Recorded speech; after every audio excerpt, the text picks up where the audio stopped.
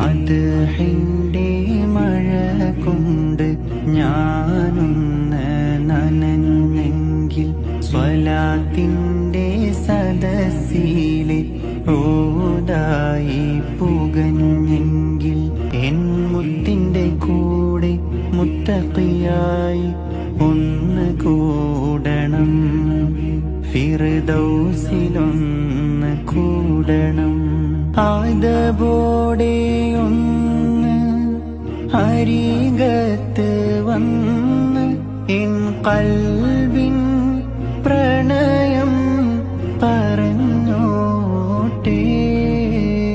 മുഹിബ്ബായാലോ പ്രണയം മധുരം തരും, ആ മൊഴികൾ കൊണ്ടാൽ വിജയം വരും.